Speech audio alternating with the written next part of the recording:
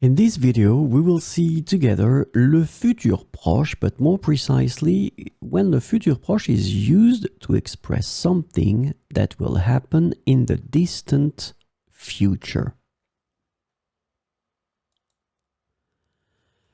So the futur proche, in most of the cases, we use it to express something that will happen in the near future.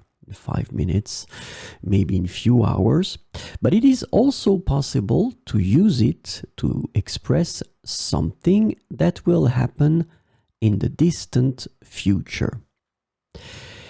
And the question is why? And of course, I will give you the answer. Because we use the present form in the construction of le futur proche, it gives a certainty in this future concept. And this is really important. This is when grammar meets psychology. Because we are using, remember, the verb aller in the present form for this futur proche. It means that because we use it in the present, in our brain, in our mind, we connect it automatically to the present. And because we connect it to the present, it gives you this certainty concept. So let's have a look now with few examples.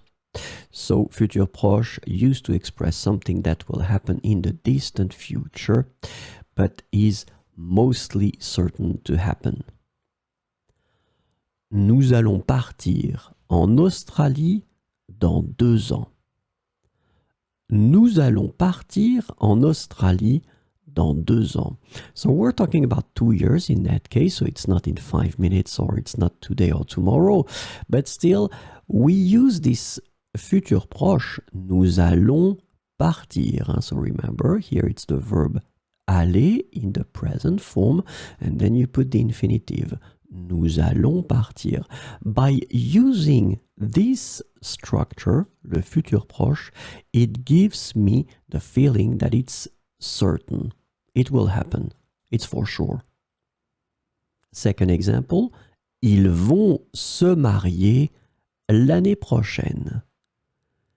Ils vont se marier l'année prochaine. So in that situation, if I would use ils se marieront l'année prochaine, the real future, funnily, it would give me less certainty than by using this futur proche structure. Once again, we use aller here in the present, ils vont, then we put the verb in the infinitive form, se marier. And by using that, it is for sure in my mind. Ils vont se marier l'année prochaine. Allez, 2 more examples.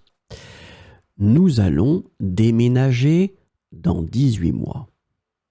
Nous allons déménager dans 18 mois. Same thing here, hein, futur proche, the verb aller in the first person of the plural. Nous allons, and then your infinitive, déménager. Le divorce va être prononcé dans 2 ans. Le divorce va être prononcé dans 2 ans. So in that case, you've got a passive form, but still it's the futur proche. Va être prononcé. So in all these cases, I really have the feeling that it is certain. Nous allons déménager dans 18 mois. Le divorce va être prononcé dans 2 ans. So remember that the futur proche can also be used to express something that will happen in the distant future and that will be almost certain, or at least in my mind, it will be certain.